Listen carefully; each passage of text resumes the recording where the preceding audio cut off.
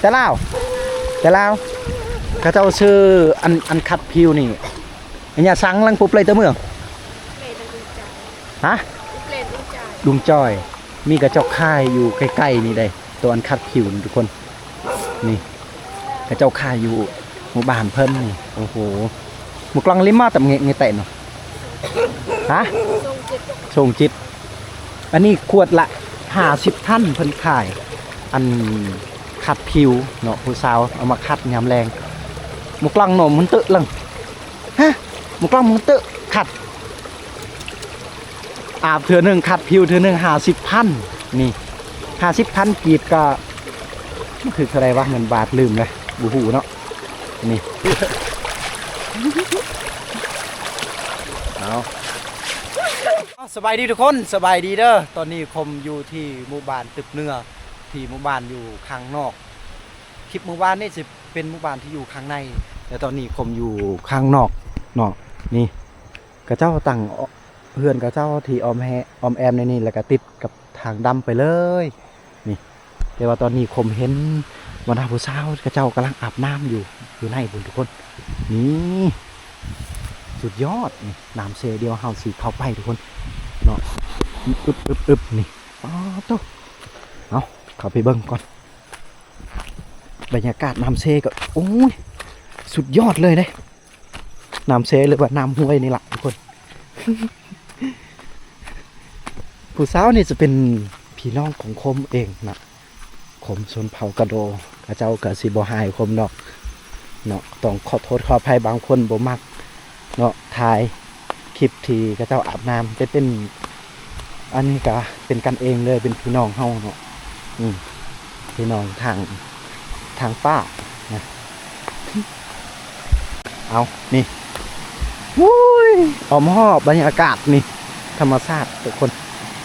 น้ำเซหรือว่าน้ำห้วยนี่ก็เจ้าอาบซื่อๆเนาะในการตักในการกินบ่ในการใช้น้ำมันนี่ก็เปื้อนแน่เพราะว่าแบบนี้ทุกคนมันมีบ้านกระเจ้าอยู่ทางเทิงพุ่นกระเจ้าก็อาบใส่แบบนี้คือกันแล้วก็มันไหลไปเลยบัดนี้สิกินบ่สิดื่มบ่มันเปื้อนแต่ว่ากระเจ้าอาบแบบนี้ซื่อๆก็น่าจะโอเคอยู่ได้โอ้โตอันนี้ชาวบ้านตังกวนกับบ้านตึบเนื้อที่หมู่บ้านกระเจ้าที่อยู่ข้างนอกคลิปของเมื่อวานนี่เฮาให้ทุกคนได้ครับเดี๋ยวส้มคือคลิปบ้านในแต่ว่าคลิปนี้ก็คือบ้านอยู่นอกนี่โอ้โหกำลังทัดโตอยู่อันนี้คือป่าของคมเนาะเหือนเพิ่นอยู่ทางเทิงพุ่นและอันนี้จะเป็นน่าจะเป็นพี่น้องนะผมจำบ่ได้แหละต้องเมื่อถามพี่น้องญาติพี่น้องของคมเนาะพี่น้องทางใดนี่และอันนี้กับพี่น้องทางป้าอีกคือกันเนาะป้าอยู่บ้านตังกวนน้องนี่จะเป็นอยู่บ้านน้องเทินเนาะจะเป็นพี่น้องกันกับน้องเทินประมาณนี้นะพี่น้องกันเองได้คมกล้าทายกล้าเบิ้งวิธีชีวิตกะเจ้าอาบน้ำก็คือพี่น้องคมเองถ้าบ่แม่นพี่น้องคมบ่กล้าปานใดเนาะประมาณนี้ได้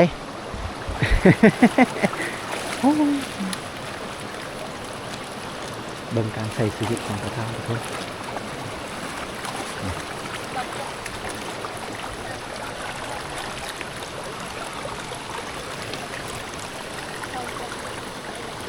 เสิร์ฟคับผิวขาว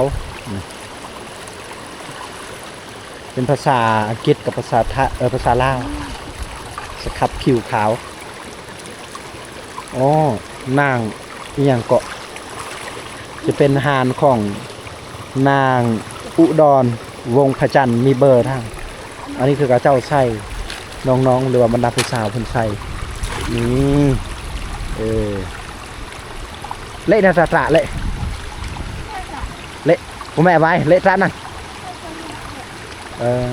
กระเจ้าเขาทำแบบบริษัทหัวบ่กระเจ้าบริษัทเนาะเพราะว่ายานมันบ่แห้งมันบุมเขตชนบทมันบ่มีอันเตาผมนี่ตามสบายธรรมศาสตร์จริงๆเลยกระเจ้าอาบและจากน้อยนี่ก็สิมีคนมาใส่น้ำนี่เลยทุกคนเพราะว่ายามแรงหรือว่ายามเย็นนี่ก็สิมีบางคนก็สิล้างผักบางคนก็สิล้างอาหารเนาะ ก็จะมาล้างอยู่นี่เพราะว่าอยู่เฮือนคนเดี๋ยวมีห้องน้ำเดือบ่มีน้ำอันอื่นเลยเอาอันนี้ใส่เฉพาะซักเครื่องเฉพาะอาบแนวนี้เอาบรรยากาศกับเดือนนี้จะเป็นเดือนกุมภาพันธ์กับสีหนาวได้หนาวแห้งทุกคนทางเทิงนี่จะเป็นทางดำเลยติดกับทางดำเอาหมู่บ้านเพิ่นมีไฟฟ้านี่บรรยากาศ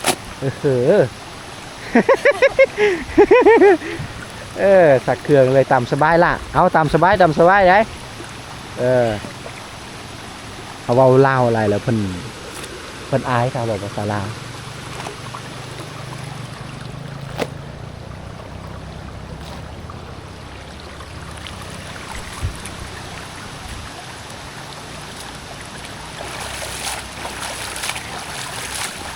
ยิงบ้านเนาะ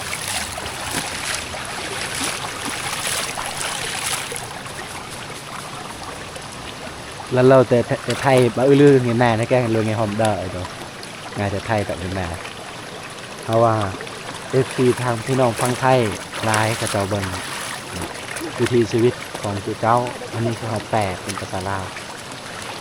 เอ้าสะหัวเซยอันนี้ สะหัวแบบนั้นเลยเล่ยาดาเล่แปลงล่ะบ่เล่แปลงแบบซอกยาเพราะว่าผู้เจ้า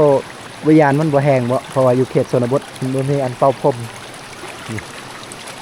ปุ้ยทางอย่าตาเลยลังปาดใบเบิ่มเพิ่นเตอะทุกมือเลยเพิ่นว่าเพิ่นสระเนาะสระผมนี่โอ้สระผมทุกมือจะเป็นสระตอนแรงอีกบางคนนี่ก็เจ้าสระตอนเช้าเนาะแล้วแต่ก็เจ้าสระตอนแรงสิมอยเบื่อกันกี่วิจับงานแล้วเราบ่ละเขาเว้าหยอกกับเจ้าว่าตอนแรกนี่มีบ่ผู้บ่าวมาลินมาหยอกเพิ่นว่าบ่มีเด้เนาะเพิ่นน้อยอย่าบิอย่าบาดน่ะได้เขาถามก็2คนถาม2คนนี่นอนน้ำกันแบบเพื่อนหลังเดียวบ่ยานว่ามันมีเพื่อนสาวโสดเพิ่นว่าบ่แม่นนอนไผนอนมันคือน้องนี่กันนอนเพื่อนป้าเนาะประมาณนี้นะเอา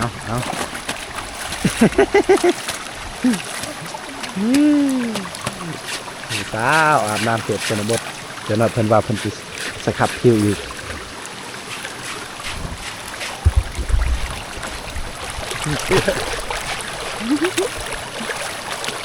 เอาเดี๋ยวเดอะบอสจะต่อไหนเล่นเป็นตะตื้ออันนี้กับสีสะหัวคือกัน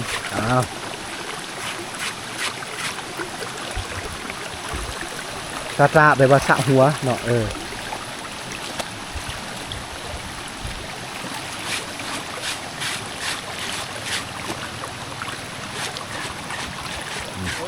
คัดคิวอยากได้ข้าวอยากให้มันข้าวคัดข้าวแล้วนี่นะข้าวแล้วนี่เสิร์ฟหน่อยก็ไปง่ายกูหมดกันร้านผู้สาวได้นี่นะสาวทั้ง2คนนี่คัดตัวทุกคนอันนี้ได้อาหารยำแรงทุกคนว้าดิต่อนี่เพิ่นสิมืออ้อมจักหน่อยนี่สุดยอดนี่อันนี้แหละมันได้ฟิลนำบรรยากาศนี่ทุกคนเนาะบรรยากาศยามแรงๆนี่พุกใส่กันเลยอาบน้ำเขตชนบท อาบน้ำเขตชนบทมันบ่มีห้องน้ำอาบตามสบายตามธรรมชาติเนาะที่อุดมสมบูรณ์ที่มันเกิดขึ้นมาเองเนาะนี่ขัดผิวคักนี่สมพอมันข้าวนำน้ำธรรมชาตินี่แล้วทุกคนเลยนี่เอาอันนี้คือแม่ป้าเพิ่นแล้วก็2สาวเซอร์กับสาวจึกเลยจึบอันนั้นอัดลงง่ายกี่จนนั่งจึกอันนี้จำโยนเลยจำเนี่ยจึกเลยจำจึกกระเจ้ามี3ด้วยน้องอันนี้นะ มันมีจึกจนจแต่ว่าสาวจนเนี่ยเอาพัวแล้วยังแต่สาวจึกกับอย่างว่าจึกจำอีกอย่างแหละนี่แหละยังสองคนกับเจ้ายังว่าท่านได้เอาพัวทุกคนนี่เอาคัดคิวก่อนคุณทำไมวะนี่น้องบ่หนาวบ่คัดผิวอาบน้ำบ่หนาวบ่เละเงียดเละเพิ่นว่าบ่หนาวทุกคนเอ้ยอันนี้เป็นน้ำต้นตาดทุกคนเนาะน้ำต้นตาดในหมู่บ้านตึกเนื้อที่สวยงามตัวนี้ถ้าว่าเฮาลงข้างล่างนี่เฮาจะได้เห็นน้ำต้นตาดตัวนี้เป็นน้ำต้นตาดสูงแต่ว่าขึ้นมาทางเทิงนี่จะเป็นบ่อนอาบน้ำจะเป็นบ่อนที่ว่าเขาเจ้าซักเครื่องบ่ออย่างหลายๆอย่างนี่มาว่ากันนะพวกเด็กอันเด้อปุ๊กเพราะว่าน้ำเด็กน้อยโอ้ยไปเหยียบนี่น้ำมันน้ำเปื้อนเอาอันนี้จะเป็นพี่น้องคมได้เนาะอยู่ทั้งนั้นจะเป็นเฮือนน้องเคยหรือจะเป็นน้องสาวทางลูกป้าเนาะเอาพอดีเฮาได้เบิ่งได้เห็นวิธีชีวิตกระเจ้าอาบน้ำหรือว่าเอาน้ำยามแรงๆกระเจ้าใส่น้ำห้วยตัวนี้อันนี้โมเมนเซ่ได้จะเป็นน้ำห้วยทุกคนบรรดาผู้สาวอาบน้ำ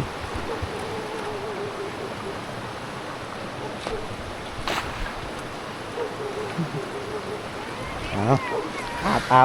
าบนี่จะเป็นพี่น้องหมดเลยเนาะพี่น้องคมเองคมกาทาย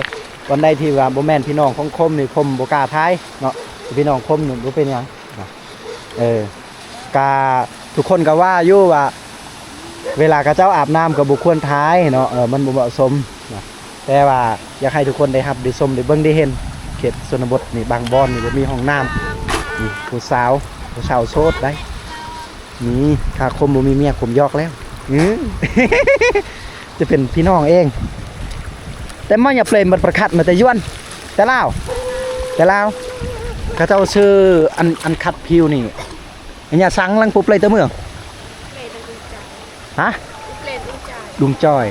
มีกระเจ้าค่ายอยู่ใกล้ๆนี่ได้ตัวอันคัดผิวทุกคนนี่กระเจ้าค่ายอยู่หมู่บ้านเพิ่นนี่โอ้โหหมู่กลางลิมมาแต่เงี้ยเตะเนาะฮะส่งจิตอันนี้ขวดละ50ท่านเพิ่นขายอันขัดผิวเนาะผู้สาวเอามาขัดยามแรงหมู่กลางหนมมันตึลังฮะหมู่กลางมันตึขัดอาบเถื่อหนึ่งขัดผิวเถื่อหนึ่ง50,000นี่50,000กีบก็คืออะไรวะเงินบาทลืมเลยบูหูเนาะนี่ป้าแต่บุคัดก็ได้นะมันข่าวแล้วชุมเจ้านะโสดบ่พระเจ้า2คนโสดบ่โสดนี่ต้องการคนจีบบ่น่ะมีFCทางคนไทยส่วนไรกระเจ้าเบิ้งกระเจ้าเห็นแล้วกระเจ้าสนใจเนาะไม่กระเจ้าลังบัดอันนี้บานตังกวนได้เนาะอันนี้โน่ละมังตังกวนเตยเนี่ย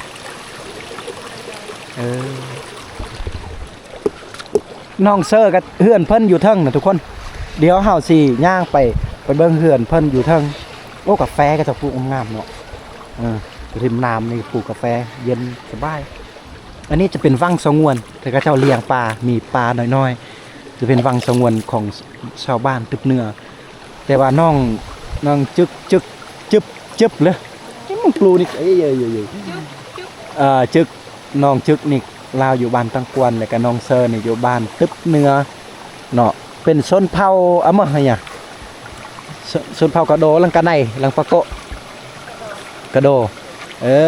เป็นชนเผ่ากระโดอาบน้ำยามแรงข้าวโซดทั้งซองเลยได้ถ้าผู้บ่าวสนใจนี่ให้ติดต่อทางใดได้บ่ทางใดได้อายแล้วเกินแล้วบ่น้องเซอร์ทางใดได้ Facebook WhatsApp Line โมมี่อ้าวอันนี้น้องจึ๊บเลย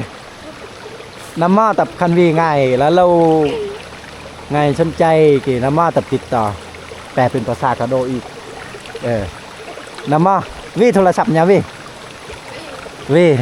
อย่าเปล่าเพจฮะเปล่านับเพจอีมาตำนกเพจไหมไม่ได้เป็นกันเด็กดี มีดาวิน ไม่ได้เป็นกันเด็กดี เอาฝั่งนั่นทุกคนน่าจะได้ยินเนาะเพิ่นบอกเพจเพิ่นไอ้เมาเพจไม่ร้อยนางฮะขอโทษ พอดีดีมีพอ ขอโทษที่ดีไม่พอเน่ขอโทษที่ดีไม่พอ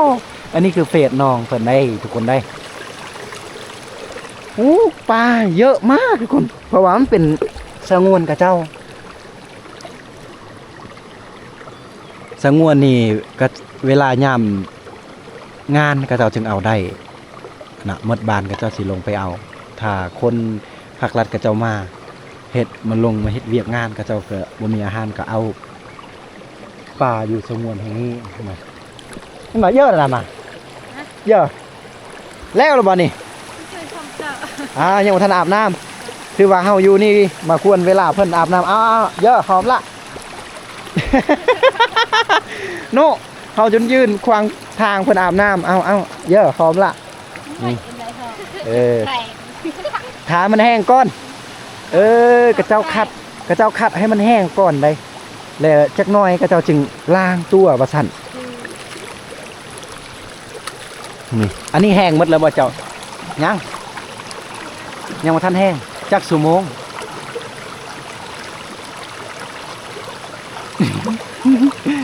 อีกจักหน่อยเพิ่นว่านะประมาณ 2-3 นาทีแช่ไว้ก่อนโอ้ขาวแล้วเพราะว่าบรรยากาศอยู่ชนบทเมืองสมุยเกือบทุกหมู่บ้านมันจะเป็นบรรยากาศเย็นๆเนาะส่วนหลายเขตกลุ่ม3นี่ก็เจ้าอยู่เรียบกับ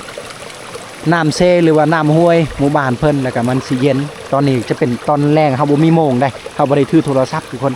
ตอนนี้ได้อยู่ประมาณหวัง6โมงนะสิเข้า6โมงปลายแล้วก็บรรยากาศที่เย็นเนาะเอาบรรดาสาวๆนี่เอา หยอกไล่เพิ่นเครียดได้จักหน่อยนี่จะเป็นพี่น้องของผมเองเด้อเอาทุกคนกลับไปก่อนเมื่อหน้าเมื่อในก่อนเฮาสิตามติดวิถีชีวิตน้องเพิ่นเด้อทุกคนเด้อการ์ตูนไล่กับถ่ายยานเด้อเฮาบอกเพิ่นว่าเมื่อหน้าเมื่อในก่อนสิถ่ายวิถีชีวิตสาวๆน้องเซอร์กับน้องเจิ้นประมาณนี้เ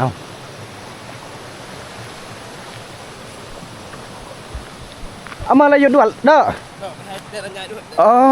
ตัวดอกบิดอันนี้นะก็เจ้าไปตักน้ำอยู่ในนี่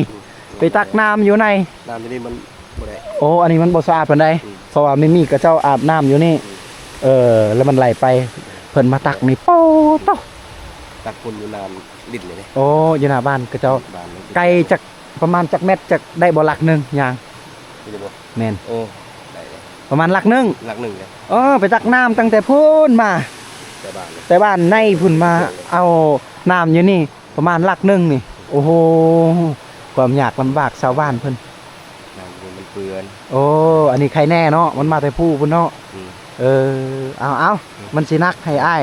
ให้ลุงพุ่นนี่นี่เด้อโดยโชคดีนี่เพิ่นใส่จะเป็นกระตุกในนี่ได้เอาทุกคนต้องขอขอบใจทุกคนที่ได้รับได้ชมได้เบิ่งได้เห็นเนาะอันนี้คือวิถีชีวิตน้องๆเพิ่นกำลังอาบน้ำเนาะใช้ชีวิตที่อยู่ใกล้ๆกับริมน้ำนี่จะเป็นน้องเซอร์กับน้องจึกเพิ่นนะอาบน้ำอยู่เอาเมื่อใดเฮาสิถ่ายวิถีชีวิตเพิ่นอีกได้ให้ทุกคนได้รับได้ชมนี่คือหมู่บ้านที่อยู่ข้างนอกของบ้านดึกเนื้อทุกคนขอให้ทุกคนให้ร่ำรวยอยู่ดีมีแหงเด้อทุกคนเด้อ